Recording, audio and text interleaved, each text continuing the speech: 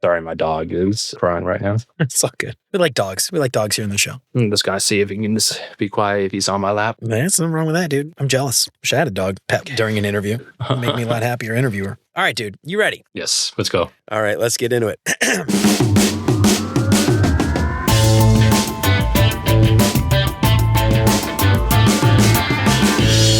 What's up, UX fam? How's your mom and them? Welcome to another episode of Beyond UX Design. I'm Jeremy. If you're new here, welcome to the show. I am super stoked to have you. The Beyond UX Design shop is open. Head on over to beyonduxdesign.com/shop to pick up some big, beautiful art prints of some of my favorite UX and software-related quotes, or pick up some digital downloads and get them printed yourself. Pick up your paperback copy of Beyond UX Design, Master Your Craft Beyond Pixels and Prototypes, get free shipping on all orders over $30, and use the code LISTENER to get 10% off your entire order. Head on over to beyonduxdesign.com/shop to get your print on. This week's episode is brought to you by Shahed Sayed's free upcoming Maven Lightning course, Vibe Coding for Designers. Build your own design tools with AI. Designers who build are unstoppable. Move beyond static mockups and learn how to build real products with AI. Join Shahed on Wednesday, March 26, 2025 at 1 p.m. Eastern and discover how to future-proof your design career by creating your own SaaS tools with AI. No experience needed. Sign up for free now at beyonduxdesign.com/vibe and turn your ideas into software at the speed of thought. And if you haven't done it already, please consider subscribing to the show wherever you listen to podcasts. And if you are a regular here and you feel like you're getting something out of the show, I would really appreciate you leaving a 5-star review. That'll help me out so much more than you can imagine. And as always, thanks so much to Chris, Siraquan, Stacy, Radu, Megan, Andrew, John, Mark, Kevin, Jason, Michelle, Marty, Tino, and Adina for all their support. And if you want to join these fine folks and many others and help keep the show independent and ad-free, you'll get exclusive access to the entire video library of episodes, including episodes before they're even released. You can get instant access to the video archives right now for as little as $5 a month. And for more information on how you can support the show and help more people find out about what we're doing, make sure to check out beyonduxdesign.com/support. And of course, if you think the show is worth sharing, then I would love it if you told some friends. So you probably hear the advice all the time online. You got to have a growth mindset. Don't have a fixed mindset. You got to have a growth mindset. And that advice is all great, but it's sort of nebulous and it's not really easy to follow if you don't know what a growth mindset even is, or worse, if you don't even know how to get there, or if you have a fixed mindset and you aren't even aware of it. But a fixed mindset can be very bad for your career. And I am excited to have my good buddy Nick Mann on the show today. And he's going to tell us all about his experience with the growth mindset and how we can all learn a few things from Nick.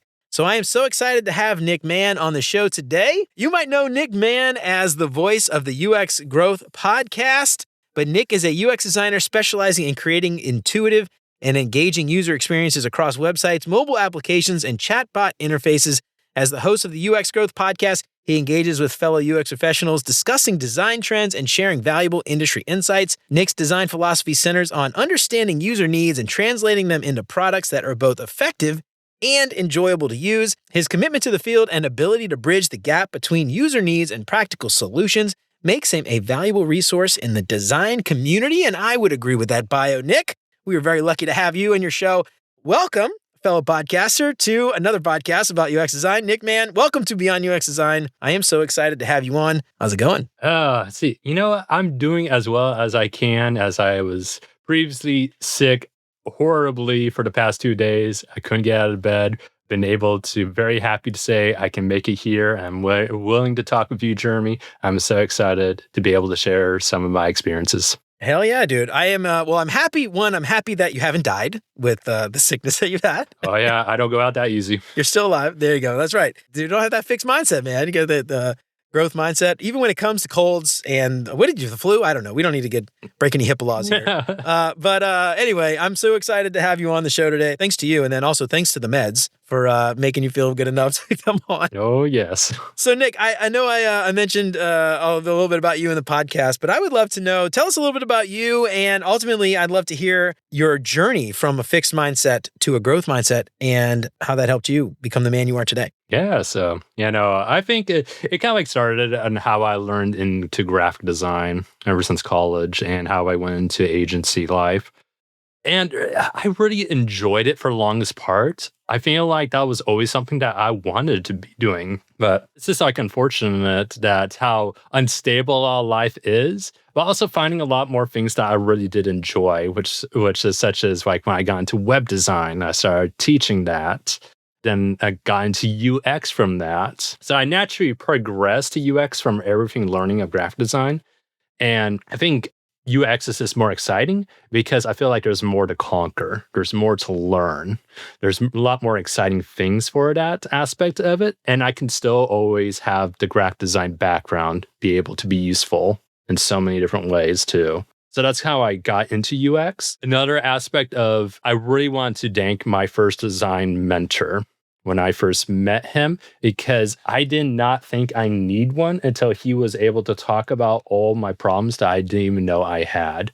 And that's the thing, I'm always about mentorship, because a lot of people don't know they need it until it's too late, or they are dealing with so many issues that they don't even know they had. And that's what I really like about that so much. One aspect of it was, not only like fixed mindset, but I was also having a scarcity mindset. I was felt very stuck as being a graphic designer a lot, because I felt like I was at the mercy of what is available to me when I was only looking too much locally instead of actually broadening my mind and feeling like, oh, I can only work with people I don't like because that's all I can get, when that is not true at all.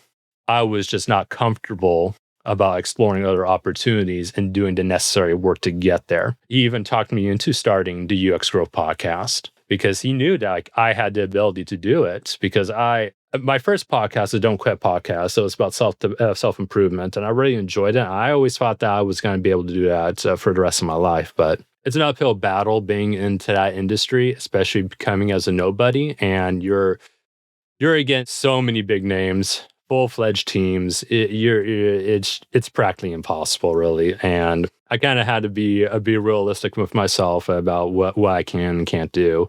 And the UX Grow podcast took off a lot more when I actually tried to juggle both of them, and I can only choose one. And so it made sense to stick with the UX Growth podcast and learning my first podcast, how to walk for for the UX Growth to run. It's been a good journey. And, it takes a lot of humility to be able to accept when a podcast doesn't work out, but you have a new one that does, and be able to focus more on that and actually has something great.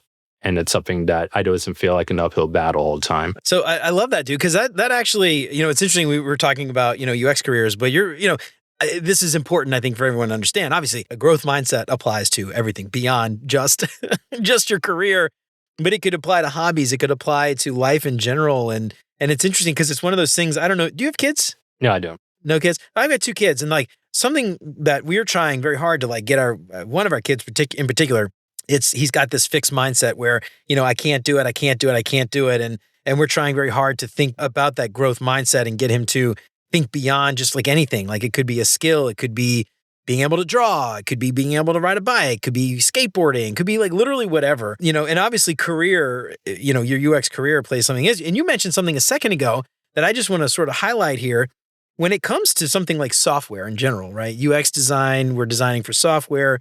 Tools are constantly changing. Technology is constantly changing.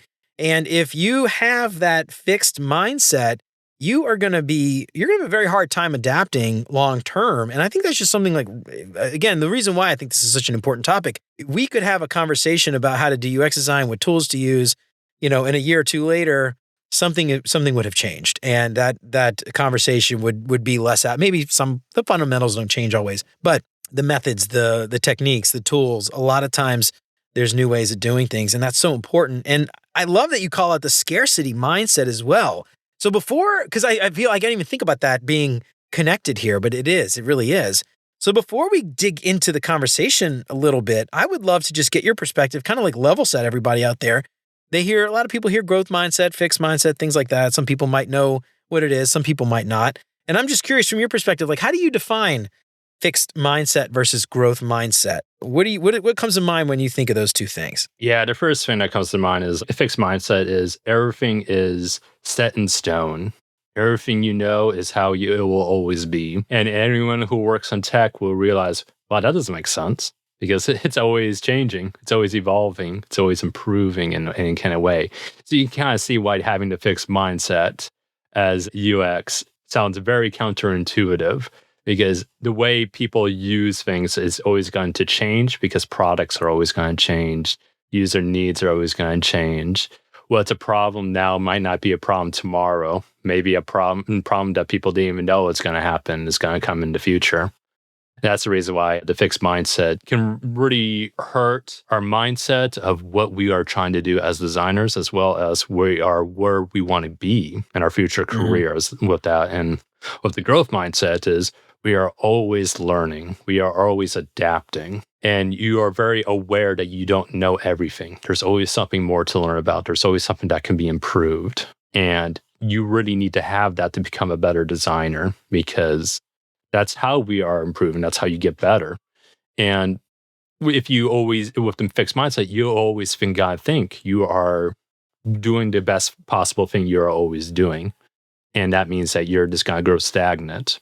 And that's how things get passed up on you, how like new tools and technology are going to move past you.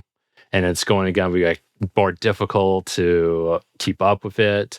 It could be very overwhelming. It could be try to be very resistant to it, and all of a sudden now you're working with a team on it, and now all of a sudden that you are an obstacle within the team. So like, as you can see, like it already builds off of a lot of problems, because even if you're like that with your work, you're probably also like that with your personal life as well. So like that affects friends and family. That affects, your own personal well-being, about other things, happiness too. And that comes like from like a lack of self-awareness too, which self-awareness is such a powerful thing, especially because we are working in such team dynamics of like, how can we be, bridges instead of walls? And I think that's why fixed mindsets create so many walls, where growth mindset creates a lot more bridges. I love that analogy. I've never even thought about that, creating bridges versus walls. So I want to talk about something real quick, because I want to kind of go back to that in a minute, but I want to talk about something before I forget. But you also called out the scarcity mindset. And I think a lot of that, I had never really thought about that connecting before. And I thought that was a really great insight. Tell me a little bit about that scarcity mindset and how that mentor you had kind of helped you think beyond, the scarce things you have or locally, and thinking more holistically. I don't put words in your mouth. But what about that conversation? I'm curious. Like, how were you thinking before, and what happened after that conversation got you thinking differently about the scarcity mindset? Yeah, no, I'd just be like, just be sitting down with them, just talk about my problems. So like, what's stopping me from being where I want to be? And I think that's a question that every professional should ever ask themselves, to be able to understand like, what are the problems they're having and what are the obstacles in that way. And it was very hard for me to identify that, just because I always thought that was the same way it's always been. And how he just talked about was like, about how I have the scarcity mindset about that. And I had no idea what that was. Like, that was like completely new to me. And how he talked about like where that happened. And this, I know I can't really go into absolute details just because I can't remember exactly. It's been so many years, but it's like it stuck innate with me, where the fact that it's okay to say no to things that no longer serve you, because that means that you're saying yes to the things that will.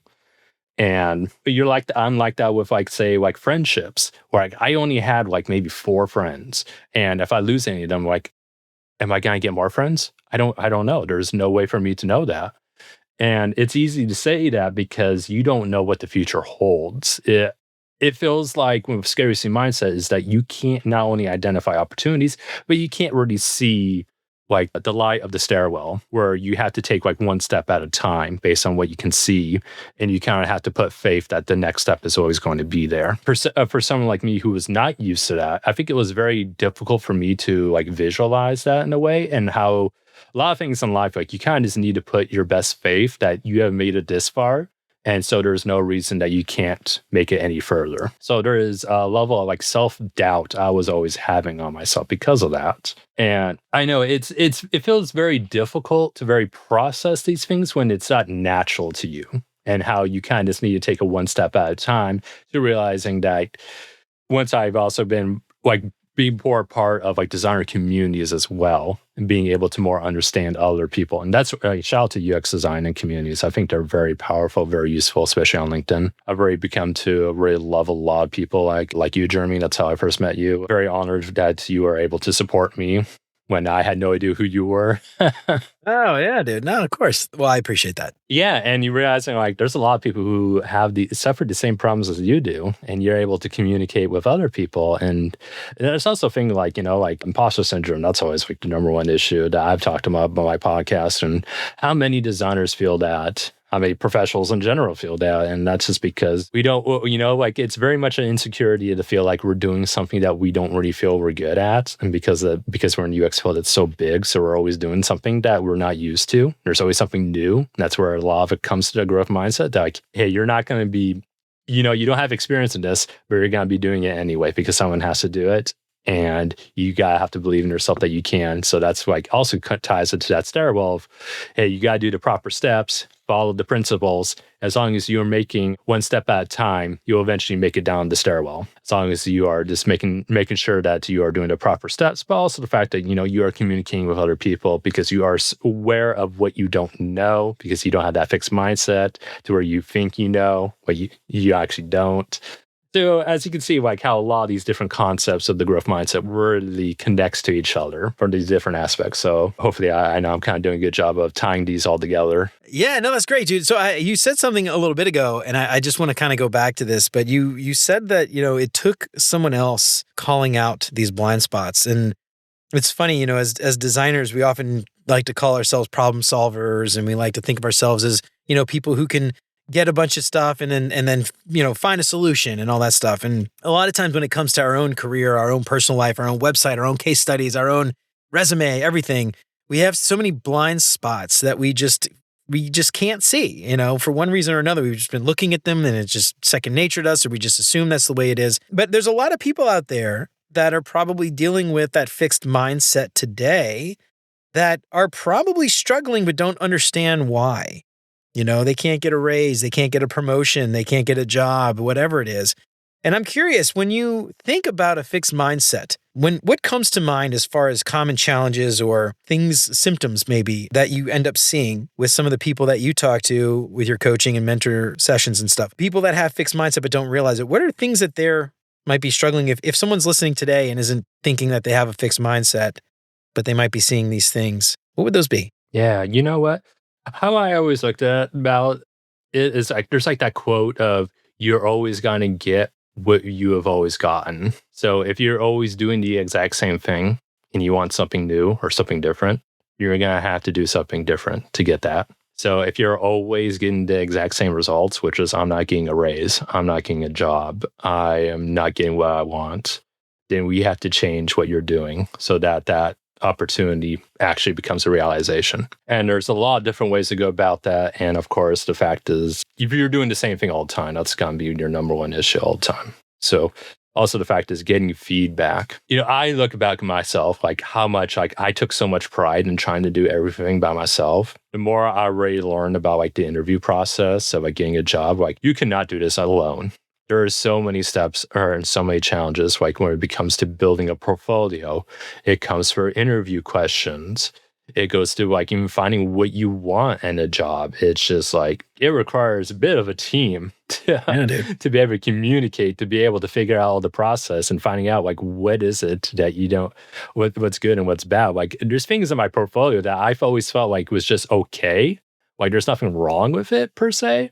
Till I get talked about like, oh, why don't you do this? And I'm like, oh my gosh, that's such a better idea. So it's like, it's not so much that it stops you from being absolutely bad, but it can also help you from being good to great. And that's where a lot of like communication of getting help, it really helps out. Where I say like, don't do this in a vacuum because you're leaving so many opportunities on the table that you don't even know because you are trying to be self-reliant way too much. And that creates a lot of pride. And, like that's a problem with, I think a lot of designers can have is like, I knew it, there was especially a lot of graphic designers where it's like, we have so much pride in like what we know is right because that's what we were taught and that's how it always should be.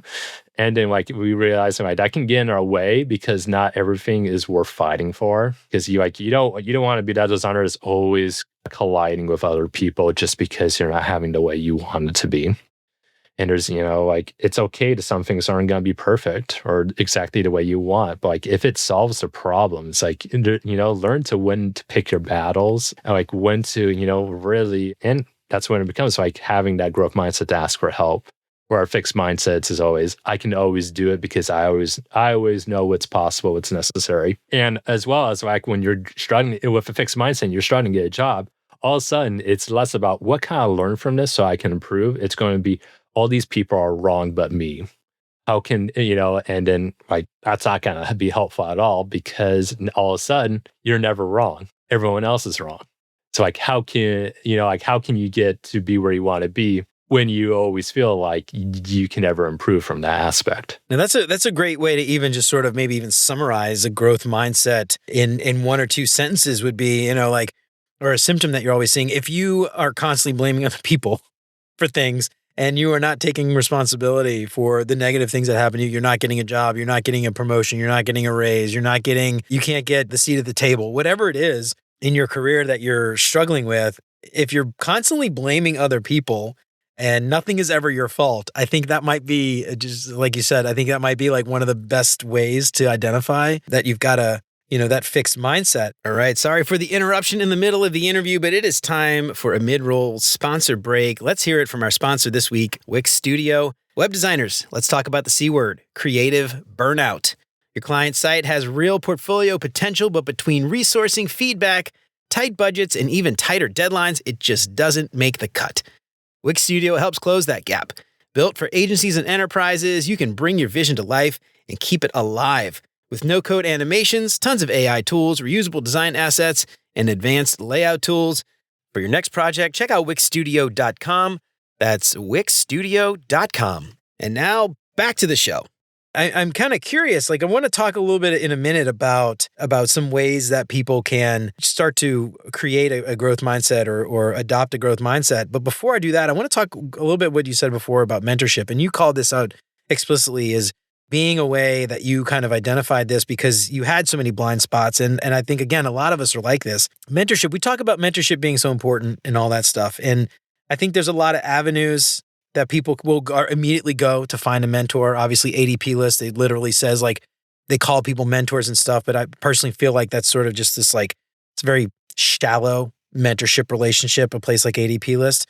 But I'm curious, I don't want to put words in your mouth because maybe you think ADP list is the best place to go. But I'm curious, what would be the best place for somebody to go to find mentors, to build that relationship so that they can find that partner that they trust that will actually be willing to be honest with them? And because a lot of times those are really hard conversations. Where do people go? How do they find those real mentors? I like ADP list for what it is. You're not wrong. You can be quite shallow in the fact that like anyone could be a mentor. So like there's some that are certainly better than others, but like it's just like, same thing with any kind of mentor. Some people are extremely good at what they do. And there's some that are like, they're just okay. And so like a lot of it is also like personality matching, what's your experience, and stuff like that. So it's like you may have to go through some, like I believe I went through actually 7 of like initial calls to find out which one was best for me. I took my time. That's the thing is you really shouldn't rush this just because a good one that really gets you is going to go so much further. So like you really got to take your time for the process of like what it comes from and like about like their outlook and their experiences. And how they go through addressing your problems and how you're best communicating with them, as well as like setting times and stuff like that. So that's what I really, really love about a lot of the process. And of course, you have to go through quite a few on ADP list because the quality can be all over the place. But I generally do enjoy it. I think I've had way more positive experiences than negative. So really? Okay. Now, this is from like a mentee perspective. So as a mentee going and finding mentors on ADP list. Yeah, I think the only issue really is to find anyone who is available because like, right. Pretty much my only gripe is finding feels a lot more limited than it really should be. And it suggests a lot of great people who feel like they're available, but they actually aren't. And you don't know until you're wanting to sign up with them. Yeah. I know I had to search for like, I would say at least 10 to find one that was like available within 2 weeks. So I'm hoping they improve their search feature, especially for like more availability that shows up. So that's pretty much my only gripe that I'm seeing firsthand right now. Oh, that's good. Yeah. I mean, my experience with ADP list has been a little different, but that's okay. I'm so sorry to hear that. No, it's all good. We're not talking about ADP list, but I'm curious. Any other place? So you mentioned that you called out the availability piece, and so let's say somebody goes on ADP list and can't find somebody. Are there other avenues? Are there other ways that you advise people to go find a mentor? Oh man, you know what?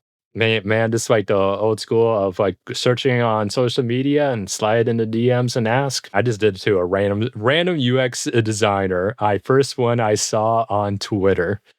And he's been super helpful. He was actually my first podcast guest. Man, I really love him, Carlos. I love the guy so much. And I still talk to him to this day, how much he's helped me. I've even wanted to pay him and he refused. He's such a great guy.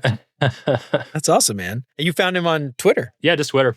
I was just scrolling out, saw his name. It's like, you know what? I'm just going to shoot him a DM. Well, how did that conversation go? What did you ask? Did you ask him something in particular? Did you say anything specific? Like, what did you say? I can't remember the exact details. Maybe if I just search on Twitter real quick, but was this something like I was just like really interested in learning more about it. So like, what are your thoughts? And I was so happy just to get a reply because I don't think there was like any reason, and he really helped me out, and I was able to form a really good conversation with him about his background and like what he was doing. Like give me advice for like my portfolio, and he's giving me advice on like job interviews. Like I had to go through like design systems. Didn't even fully understood that. I was getting that confused with a style guide between those two things, and he was able to correct me before I went to that interview. That would have been very embarrassing. So, but to add some context here, this was before you had ever had a job as a UX designer. So you're a graphic designer. You are doing design, wanting to transition into UX design. And going and self-taught, I assume. Did you do a boot camp or did you do? A lot of self-taught because I was running into web design, and a lot of the UX principles very strongly applied to there. So like I underestimated my own experiences because talking with Carlos, so like I made it sound like I was an absolute beginner, but like after talking with me on my podcast, you're like, you're not a beginner. So that's why like I had more confidence in myself because I felt like I was putting myself more down than I really am. No, it's interesting. Yeah, because I'm self-taught as well. I started out as a graphic designer, web designer, early 2000s. Got my first UX job in 2011. So about 10 years or so in the design industry before ever getting a UX job. And yeah, it's one of those things. It's the Dunning-Kruger effect. Like I think there are people out there who think they know more than they do, and they're sort of at the peak of Mount Stupid. But then on the opposite side of that, you got a lot of people who don't realize. What's the opposite of the Dunning-Kruger effect? There's probably some name for it, but the opposite where you think you don't know anything, but you actually do. And so, it's one of those things where, again, having that mentor that can point out that, hey, you're full of shit. You actually don't know what you're doing. What are you talking about? Or, hey, are you crazy? You know way more than you actually think. Imposter syndrome. Yeah, imposter syndrome. There you go. I guess that is the opposite of Dunning-Kruger. Yeah, but having that sort of self-doubt, that imposter syndrome, and actually knowing more than you actually do, and having that mentor actually point that out. And again, going back to this idea, though, of blind spots, to me, that's like such a critical thing. I think if we are, in this, you pointed this out, relationships and personal life and everything else, there's so many blind spots. And I think going back to something else that you mentioned before, it's just such an important thing to think about. I don't think you didn't use the term emotional intelligence, but self-awareness and emotional intelligence and being able to recognize where, one, maybe you don't see the blind spots, but at least recognizing that you probably have blind spots and it's time to get a second opinion. And I think ultimately tying this all together, having this fixed mindset, a lot of people, I feel like, and maybe I'm wrong here because I'm not a psychologist or anything, but I feel like a lot of people that suffer from a fixed mindset, they just don't realize that it's even a fixed mindset. I mean, you could read a book maybe and have this light go off in your head that's like, oh, shoot, this is me. I have a fixed mindset, and then maybe work to change it. But a lot of times when you're blaming other people for things, or when nothing is ever your fault and everything is like against you and the world's against you and you're doing everything right, but you just need a break. I think a lot of times people don't realize that they might actually have a fixed mindset and they just need like a kick in the ass to, point that out. And I don't know if you have anything else to add to that. It wasn't really a question. It's more of an insight. I guess, or just a comment. But yeah, it's just something I think the mentor and the blind spots is just so important. I know, like my heart breaks for like everyone who always feel like they have that the world is against me mentality, and they feel. I guess you can say like that's also like the victim mentality. I see it quite a bit online, and my heart goes out to it because they don't know just how much they are setting themselves back because of that, because they're always blaming someone else for their mishaps or for their situation they are in, when realizing they actually have the power to get out of that hole and realizing like what they want is actually achievable, but they have to get beyond themselves. And it's not an easy to do X, Y, and Z, because or else everyone would be doing it. There will be no such thing as victim mentality. Like it takes quite a bit of that self-reflection. It takes time. Like, like I make it sound like, over my scarcity mindset was like really easy. Like it was a flip a switch, because I can look back because that was years ago. So that's the thing, when I'm talking years. So like, I don't think it took that long, but it certainly was like an over a day solution to it. But it's also like, you got to figure out what are the necessary steps you can take every day for it to really overcome it. And that it's a process. It's a journey. Going from fixed mindset to growth mindset is not a flip of a switch. You are essentially like removing the weeds out of your mind, I would say, for you to be able to grow. I love that analogy. So I want to talk a little bit about this. Maybe you can expand on this analogy if you want. But for those who are listening, who might be thinking, damn, I think I might have a fixed mindset. That sounds like me.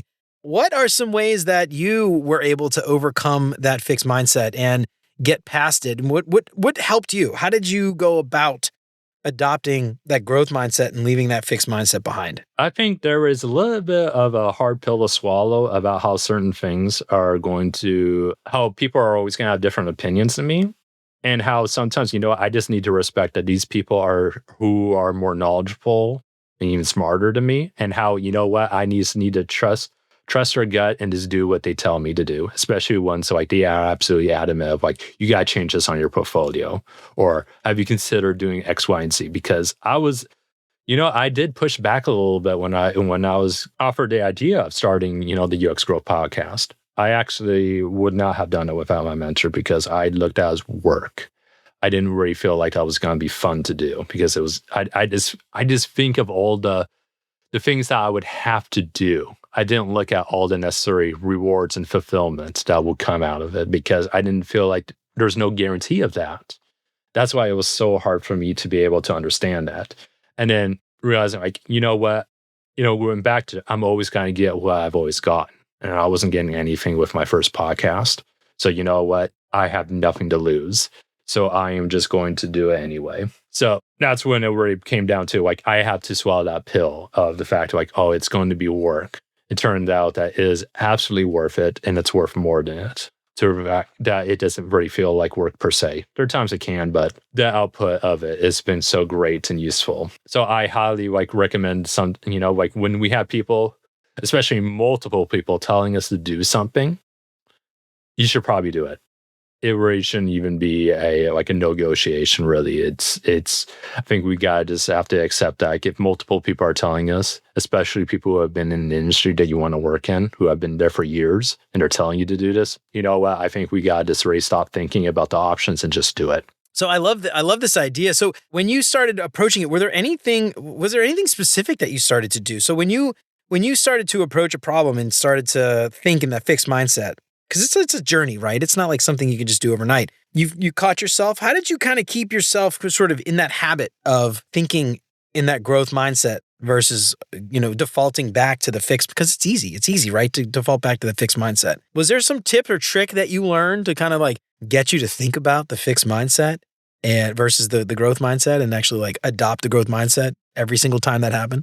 I'm naturally good about doing that, because it's the hardest part for me is always starting. And I feel a lot of people can agree with that. That's like always the uphill battle. When I was very much overweight, borderline obese, and I had to work out and start eating healthier habits. Like, man, that first week was brutal. But once I got through it, it started becoming easier. I started getting better at it, and I realized getting the benefits. So it's stuff like that where then for the initial part of it, it's always going to be brutal to get through. And once you do it, it gets easier. It really does. It starts becoming more of a habit. You get the benefits of it. Everything starts becoming, more things start going your way. And now, when next thing you know, it's going to be, wow, I'm not going back to that, because I'm going back to where all these things are terrible. I was not happy. I was not getting anything I wanted. Like, I'm not going, like, I'm never going to go back to a lifestyle again for myself, because I know all the benefits that has happened because where I am today. So that's when you got to go through it. It's going to be rough starting out. No one's ever going to tell you it's easy, but everyone's going to tell you it's worth it. So that's the thing about it. I know we got to tough that out, but once you tough it out, though, it does get easier. It gets better. It really does. Even if that sounds a little cliche, but it's very much true. Yeah, I know you say you don't have kids, but there's this kids book, and I don't know, it's a weird book. The whole book's kind of weird, but it's like the whole book talks about, God, what's the name of the book? It's like going on a bear hunt, right? And we got to go, there's like, oh no, there's a forest. We can't go under it. We can't go around it. We got to go through it. And they have all these like challenges, and the ending is weird because they end up finding the bear and then the bear chases them home. It's very bizarre. But anyway, but the idea though, that you can't go over it, you can't go around it, you can't go under it, you got to go through it. And maybe that's the lesson of the kids book. I don't know if that's what the kids book was trying to teach us, or maybe it was be careful what you wish for, because you might actually catch that bear. I don't know. Oh yeah, that also brings up a point I thought of. The fact is that also, like, too many people use mentors as like a cheat code to get what they want, and thinking that like they can carry you to where you need to be, when realizing like you're the one who has to go through that woods. They can point you in the right direction. They can help you not get through any pitfalls of it, but you still have to go through that woods and have to make it through the other way. So that's also one thing a lot of misconceptions people have with mentorship. Yeah, I love that. I love that idea, though. That, the mentors are not there to be coaches either, which is something that I think a lot of people, they misconstrue coach and mentor. And, if you think about this, like a coach is there to be more hands-on. A coach is there to guide you. They're there to give you very specific tips and tricks and things, and really like give you a checklist and say, this is the plan, go execute it. But a mentor is not there to do that. A mentor is there to talk and ask questions and get you to think about things in a different way. Mentors can obviously give advice, but that's not their job necessarily, to be providing you with all of the things that you need to be successful. It's if you're not giving back to that relationship, and you're not, adding to it, and you're not, directly trying to have that conversation, there's no point. I mean, you're not gonna get what you want out of that mentor relationship anyway. And so I think that's something really interesting to kind of think about is, that mentor relationship has to go two ways. And I think that's really important. And you're not going to get what you expect out of it if you expect to just have them be a coach and just tell you what to do and, all that stuff. That's just not why they're there. So anyway, I love that you call that out. That's good advice. Yep. And there's going to be times there's going to be hard talks of like, about being self-awareness of your own weaknesses and stuff like that. And you need to take that in, because if you avoid it or dismiss it, like, you're always going to get what you always gotten from it. You're always going to get what you always gotten. I love that. It's I'm going to put that on a mug, dude. I'm going to put that on a mug. You always get what you always gotten. All right. So Nick, we've had you for a little while now. And before we get out of here, I like to ask all my guests 5 little questions to help our listeners get to know our guests a little bit better. But before we do that, any closing thoughts? Anything else that we didn't get a chance to talk about that you would love to make sure everybody listening knows about that growth mindset? Everyone has the ability to do it. I'm just going to reiterate that again, that if you're listening to this, you have the ability to do it. It's just about really understanding yourself, asking the right questions, talking to the right people, making sure that you have all the necessary things that you have. And realizing that a lot of times you already have it within you. I think there's a lot of times it's this self-belief. And if you need someone who believes in you, you always have me, because I've seen it multiple times. I've been there. You always got Nick. You should make a t-shirt. You always got me. Signed Nick. That'd be a great t-shirt. Sell it on your website. All right, Nick, I love this, man. This has been a fantastic conversation. Thank you so much for sharing your insights with us today. All right, before we get out of here, dude, I got a few questions I like to ask all my guests. First thing that comes to your mind, you don't have to think too hard about them. First up, what is your favorite non-design book? Oh, man. I think Atomic Habits by James Clear is probably one. I'm a big fan of self-improvement, thanks to my first podcast, but I would say James Clear is probably the greatest self-improvement author I've ever read. And I think he does such a good job of putting down a very complex topic of how we are always so difficult with our habits in a way to be able to break it down in such an easy way to understand. Like it just makes sense and anyone can do it. I think that is the number one best self-improvement book. That's one I always recommend. If there's only one self-improvement book that anyone really should read, I always recommend Atomic Habits. I love it, dude. I've actually never read Atomic Habits. I've read like summaries and stuff. God. And like people talked about it, but I've never actually read it. I kind of understand if you read a lot of summaries, you could probably get what you need out of it. But I love the book enough to I love it from chapter to chapter personally, but I understand like you can get what you need from summaries. Yeah, no, that's funny. Nothing against the book. I don't know. I've never read it. Yeah, some people have problems with the stories he uses examples because they're not 100% accurate. But I feel like, does it always have to be like completely true to get the point across? I don't know. I mean, there's truth in the story. And right? I feel like there's some people who are always or like they just don't like it super successful, super good. So like they have to point holes in it. So it's like it's very small nitpick. So that's why I call it.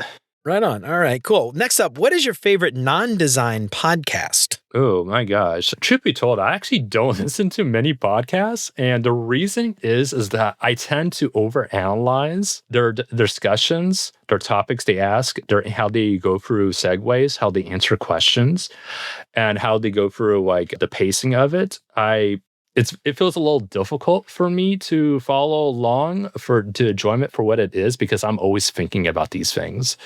And it kind of gets in the way a lot of times. Man, I was always, back like 10 years ago, I was such a big fan of Joe Rogan. He was very inspiration to me. Not very a fan of what he's doing now. Don't want to get into too much details. I'm with you. I just love it when he would just get his comedy friends and he would be doing some hilarious stuff with that. And I can't say I'm a big fan of all the guests he tries to get on now either and stuff like that. I just miss his comedy friends and he was just having fun. Like, let's go back to that, man. Like, Joe Rogan, pre-MMA fighter, like, yeah, I'm with you, dude. Like back in the day when he was a comedian. Yeah, I'm with you. It's funny. I don't listen to a lot of podcasts with guests and interviews. I listen to a lot of like UFO podcasts, which is weird, where they talk about like UFO abductions and stuff. And they'll have guests on sometimes, but like paranormal kind of ghosts and things like that. But they like tell stories about like the thing. It's less like, interviews and like history podcasts and things like that. Not guests, which is funny because like, I don't know. You're not the first podcaster that I've talked to that doesn't listen to podcasts. A lot of people don't. Yeah, I would say like my favorite podcast, if I were to listen now, is kind of like more just, I think solo is a lot better for me to listen to because with conversations, that's how I overanalyze. So with solo, it's easier to really focus more on the words. Yeah, I'm with you, dude. I'm with you. All right, next up, what is your favorite meal? Oh, I'm a big fan of catfish. That's my catfish. How do you like it cooked? Catfish. Oh, blackened. Where are you from? I don't think I've ever asked. I live in Tacoma, Washington State, but you get a lot of blackened catfish up there? No, you can't. We really have to go out of our way to find it. But I'm actually a very fan of Cajun foods, but those are my favorite. But yeah, specifically the catfish. There's one Cajun restaurant I really love. I cherish it a lot. That's awesome, dude. So I'm from New Orleans. I don't know did you know that? I don't know if you knew that. Yeah, I'm from New Orleans. I know that now. Yeah. Obviously, blackened anything, we take pride in our blackened seafood, poultry, whatever you're doing. It's funny because down in New Orleans, though, like when you do like, it depends on the place, but you do a blackened catfish or something, it gets like so smoky. And like a lot of times, like restaurants won't really do blackened the right way because like it makes just smoke everywhere. Yeah, I imagine like they just put powder on it and call it a day. Yeah, well, it's, you just got to like load it up with Cajun seasoning. Load it up with Cajun seasoning. Hot, like really hot cast iron pan, sear it both sides. Boom, you're done. I love blackened catfish with down in Louisiana. We used to do this Meunier sauce. It's like an almond like a butter sauce on the blackened catfish, dude. Oh my god, so freaking good, man. Snapper, blackened snapper, or redfish. You ever have redfish, blackened redfish? I don't know if you get that up in Washington. I have not. It's a Gulf fish, yeah. But you got red snapper. Oh my god, dude, so good. Blackened snapper. Or redfish, one of them, either one. They're so good. I love that stuff, dude. All right, you're making me hungry. Nick, I didn't expect to be so hungry at 3 o'clock in the afternoon. All right, next question. What is your favorite vacation spot? Ooh, I actually don't really go on vacations very often, for better or worse. Really? The grind doesn't stop here. But I would say is I like traveling to Seattle. I live 90 minutes south of it. I really love that city. I think there's always something really cool about it. I love that it's so close to the sea. Love the buildings of it. There's a lot of heart in it. I've always had good experiences with the people there. Always think to myself, would I like to live there? But there's always a problem is like the difference between being a tour there all the time and then living there. And there's always like a different experience, especially because I don't really like the high living costs either, though. Yeah, right. Yeah, we my wife and I did before we had kids. We went up to Portland and we did a few days in Portland, and then we took the Cascades train from Portland up to Seattle, and we rode the train through Tacoma, Washington too. It was beautiful up there. And a friend of mine that was like from up there, we're like, oh God, it's so pretty. We could move here. And he's like, come back when it's raining all the time and then tell me they want to move here. But I guess you live over that. Well, I guess where you live, it's not raining all the time either, though, right? Like you're. I know. I see. I don't really feel like it rains as much as people think it does. However, the spring it can be like right now is very polarizing, where it could be sunny for about 2 hours, rain for next 2 hours, and then like hail for like an Oh hour. God. Oh my So God. like that's the thing about like spring Washington weather. A lot of people are not aware of is like once it gets to actually good summer months, like it goes through like all these different changes throughout the day. Like you don't know if you should have a coat or not when you go outside. That's funny. Is that all because of the mountains in the like to the east? And so there's like Yeah, this. it's something with our climate of like how the earth like warms up from the winter, like how that works from its positioning. No, I'm not 100% sure, but yeah, it's every year. So That's hilarious. I don't think I realized that, to be honest, with like the constant change like throughout the day. I did not know that. All right, Nick. Well, this has been amazing. I have had such a good time talking to you. Thank you so much for coming on. Before we get out of here, give yourself a plug. Let everybody know where they can find you, find your show, all that stuff. Tell everybody where they can find you. Give yourself a plug. yes, the best way to find me is on LinkedIn, since I don't use any other social media platforms. I've even deleted them all on my phone, and my life has improved so much more. So, Hell yeah, dude. so yeah, you can find me on LinkedIn. It's at linkedin.com/in/man designer. That's MANNDESIGNER. Remember, the Mann has two N's. That is my last name.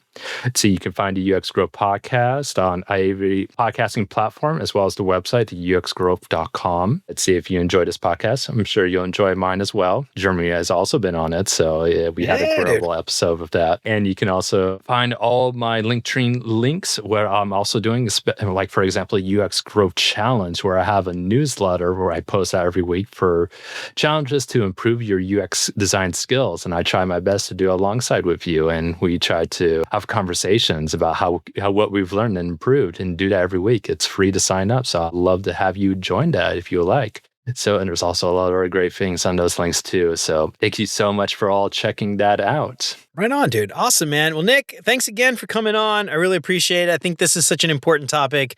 Designers, they probably don't know they've got that fixed mindset. They're probably getting all kinds of crap. They're not happy. They don't get the stuff they want. And so they got to sometimes take a step back, talk to somebody else, and let them see that blind spot. Hopefully change your mindset to a growth mindset. Nick, thanks so much for coming on. I really appreciate it, man. Yeah, thank you so much, Jeremy. I always knew that you could bring it, and I'm excited to always see it. I done brought it. I brought it. All right, Nick. Thanks, man. Well, all right, y'all. That's it for Nick and me for today. I hope we helped to shed a little bit of light on growth mindset and what the difference between a growth mindset and a fixed mindset, and how a fixed mindset might be holding you back. But I'm curious, were you suffering from a fixed mindset? And if so, how'd you embrace the growth mindset? Let me know what you think on LinkedIn, or shoot me an email at hello@beyonduxdesign.com. I'd love to hear from you. If you like what you heard today, don't forget to subscribe wherever you listen to podcasts. And if you feel like you're getting something out of the show, I would love it if you left a 5-star review. That would help me out so much more than you know. And if you know somebody who might find any of this stuff useful, then why don't you tell them about it? That would be fantastic. Don't forget to check out the Beyond UX Design shop. Head on over to beyonduxdesign.com/shop to pick up some big, beautiful UX-themed art prints and digital downloads you can print yourself.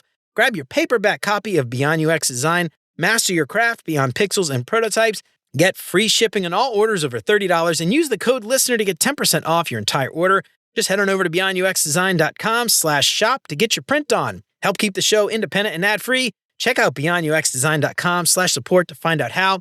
You can join Chris, Siraquan, Stacy, Radu, Megan, Andrew, John, Mark, Kevin, Jason, Michelle, Marty, Tino, Adina, and many others and help keep the show independent and ad-free. You'll get exclusive access to the entire video library of episodes, including episodes before they're even released. Get instant access to the video archives right now for as little as $5 a month.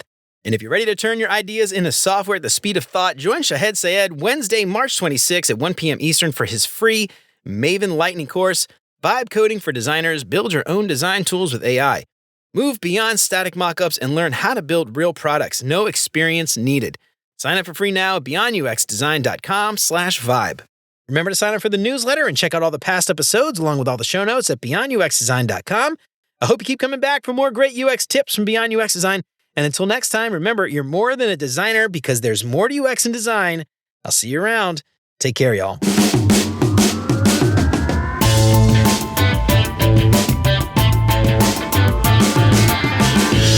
If you worry about monotone, I'll just run your audio through auto-tune afterwards, and we'll just do make a song or something out of it. Okay, I'm next T-Pain. Just kidding. If I knew how to do that, I absolutely. Anybody listening, you know how to make Nick auto-tune the Nick. That's what we'll do. I don't know how to do that. That was a terrible joke.